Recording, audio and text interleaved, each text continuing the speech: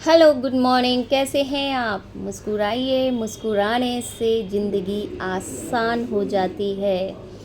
ये लाइन बोलना जितना सरल है, शायद उसको निभाना बहुत मुश्किल है। और इसका मतलब है कि अगर आप मुस्कुराते हैं तो कहीं ना कहीं कुछ हद तक आपके अंदर जो गम होता है, तकलीफ़ होती है, वो माइनस होना शुरू हो जाती है। तो जीवन में सुख कहाँ पे है? सुख किसे कहते हैं? या सुख इंसान पूरी ज़िंदगी ढूंढता रहता है, कभी इधर कभी उधर, कभी इधर कभी इधर। लेकिन असली एड्रेस क्या है सुख का? सुख नहीं समझ सकता इंसान कि सुख क्या है। तो सुख हमारे अंदर, हमारे भीतर, मन में होता है। यदि हम मन से सोच लें कि सुख है तो सुख रहता है, और यदि हम मन से सोच लें कि दुख है तो दुख रहता है। तो सुख का एड्रेस या सुख भगवान ने हमारे भीतर ही विराजमान किया है। और आज की वीडियो जो है, ऐसे जो लोग तकलीफ़ में हैं, सबसे बड़ा कष्ट जब होता है, लोग कहते हैं कि सबसे बड़ा कष्ट होता है कि हमें जिस दिन मृत्यु मिलेगी वो सबसे बड़ा कष्ट होता है। वो सबसे बड़ा कष्ट नहीं होता है, क्योंकि जिसको मृत्यु मिलेगी वो तो शांत होके चला जाएगा। लेकिन सबसे बड़ा कष्ट है जो लोग उस मृत्यु को देखेंगे, उनके लिए बहुत बड़ा कष्ट होता है। लेकिन अब जीवन का अर्थ कैसे समझना है, उस चीज़ पे हमें ध्यान देना है। देखिए, आत्मा जब दुखी होती है तो उसे सही रास्ता नहीं मिलता है। वो समझ ही नहीं पाती कि मैं ऐसा क्या करूं जिससे मुझे शांति मिले, मैं ऐसा क्या करूं जिससे मुझे शांति मिले। लेकिन सब चीज़ों से अगर आप हार जाओगे तो अंत में सिर्फ़ और सिर्फ भगवान का रास्ता ऐसा रास्ता है जहाँ वो आपको हर कष्ट से बाहर निकाल देंगे। लेकिन भगवान में मन कैसे लगाएं? जब कभी कोई किसी को छोड़ के चला जाता है तो वो इतना हताश हो जाता है, वो इतना हताश हो जाता है। लेकिन वो क्या सोच के हताश होता है या क्या सोच के रोता है? वो ये, जबकि उसे पता है, हर इंसान को पता है कि आत्मा अजर अमर है, आत्मा नहीं मरती है। हर इंसान को, व्यक्ति को पता है शरीर की मृत्यु होती है मगर आत्मा की नहीं होती है। दूसरी बात कि जब क्या होता है कि कोई बुज़ुर्ग इंसान मरता है तो हमें लगता है हम उसकी आत्मा को मतलब मुक्त कर देते हैं, अपने मन से मुक्त कर देते हैं कि हाँ चलिए, बुज़ुर्ग थे, अपना काम पूरा किया और उनका जीवन में कोई सारे काम पूरे हो गए, तो हम उन्हें मुक्त कर देते हैं। लेकिन जब कहीं कहते हैं कि युवावस्था जो होती है, उस अवस्था का इंसान कोई जब चला जाता है तो वो अपनी मर्ज़ी से नहीं जाता है या खुशी से नहीं जाता है। लेकिन कहते हैं मृत्यु लिखी है तो जाना है। लेकिन अगर उम्र जितनी लिखी है तो जाना है, लेकिन उसके काम जो होते हैं वो अधूरे उसके मन में रह जाते हैं। तो अगर उसके काम अधूरे मन में रह जाते हैं, और हम लोग भी शायद उसके मरने के बाद यही बोलते रहते हैं, अरे बच्चे छूट गए या कुछ हो गया या ये काम रह गया, अरे यार इतनी कम उम्र में चले गए, अभी तो छोटे बच्चे थे। तो कहीं ना कहीं हमें ये समझ में कहते नहीं, इंसान मुक्त नहीं कर रहा है उसे, कोई भी उस आत्मा को मुक्त नहीं कर रहा है। तो उस आत्मा को मुक्त करने, कहते नहीं है कि जीते जी शरीर को तो आपने अच्छी तरह से संस्कारों से मुक्त कर दिया, लेकिन अब बात आती है आत्मा की, क्योंकि आत्मा अजर अमर है। तो आत्मा को मुक्त कैसे करेंगे? क्योंकि इतनी आसानी से जो लोग किसी इंसान के साथ रहते हैं वो उसे भुला नहीं पाते, और भुलाना तो दूर रहा, खुद भी नहीं जी पाते हैं। तो उस चीज़ से कैसे अपने देखो, जितना जीवन आपका बचा हुआ है उतना आपको हर हाल में जीना ही पड़ेगा, ठीक है। लेकिन जीवन का एक कहते हैं अर्थ है, जीवन का अर्थ है कि हमारा शरीर, हमारी सांसें जब तक हैं तब तक हमें किसी के लिए कुछ करना ही करना है।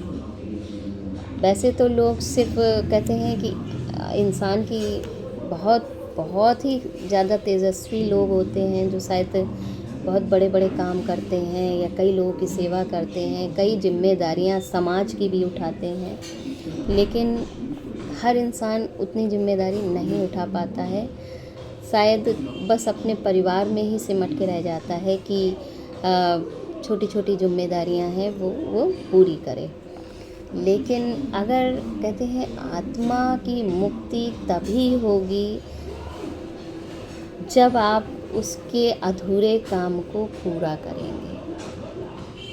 कहते हैं कि मुझे याद आ रही है, मुझे रोना आ रहा है, लेकिन इंसान ये नहीं सोचता है कि मुझे याद क्यों आ रही है या मुझे रोना क्यों आ रहा है।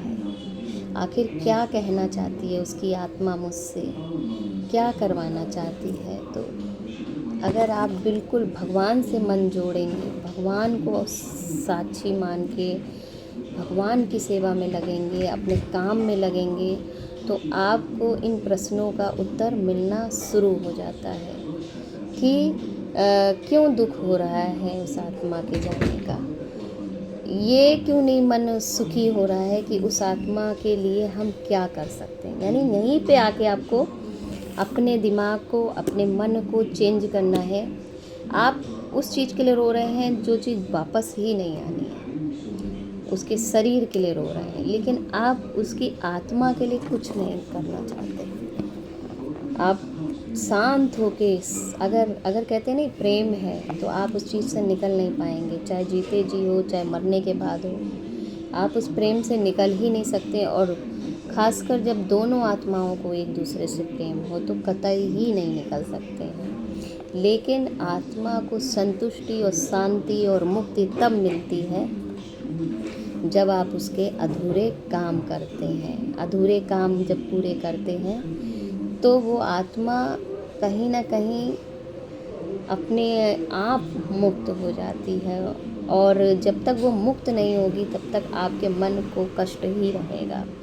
क्योंकि पहले तो उसके पास शरीर था, वो सब कह सुन के कहते हैं आत्मा बोलती है, शरीर के साथ कहती है, तो उसको तसल्ली रहती है। सोचिए जब शरीर नहीं है और अगर आत्मा खड़ी है तो वो कितनी बेबस होगी।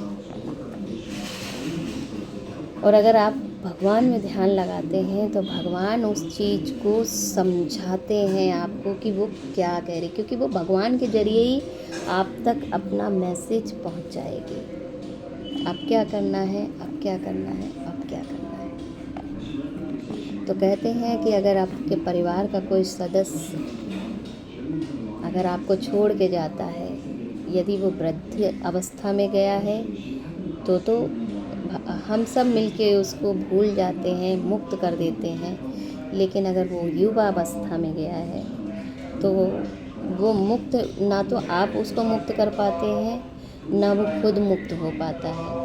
तो कहते हैं कि मुक्ति बहुत ज़रूरी है। क्या छोटा सा काम, कहते हैं जीते जी हम सबके लिए सब कुछ करते हैं, क्या मरने के बाद हम किसी की मुक्ति मांग सकते हैं भगवान से। तो मुक्ति जब मिलती है जबकि उसके अधूरे काम या जो काम उसे अच्छे लगते थे वो काम अगर हम दिल से सच्चे मन से उस चीज़ को करते हैं।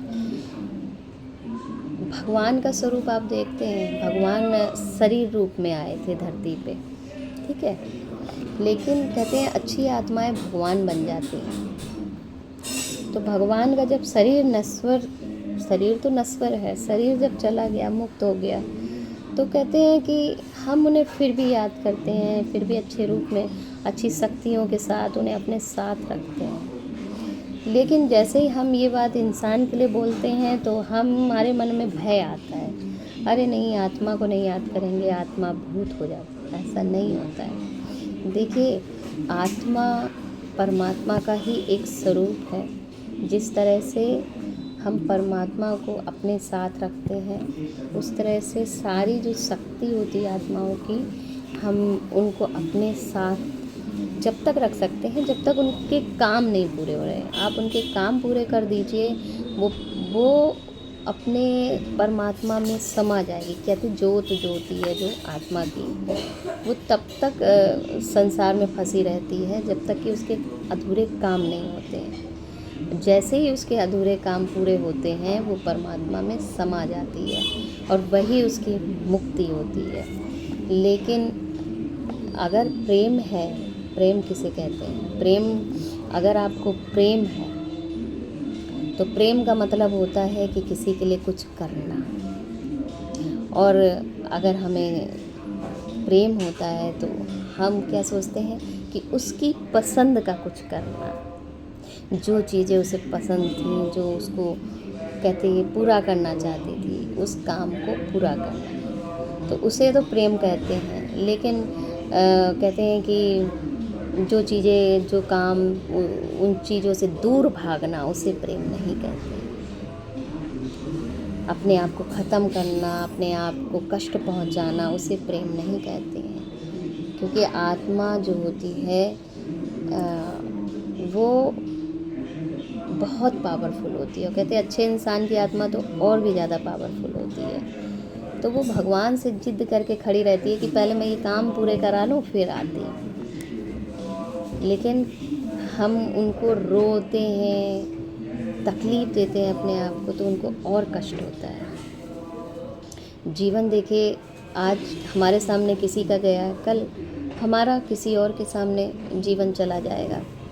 ये तो चक्र है, जीवन धरती का चक्र है।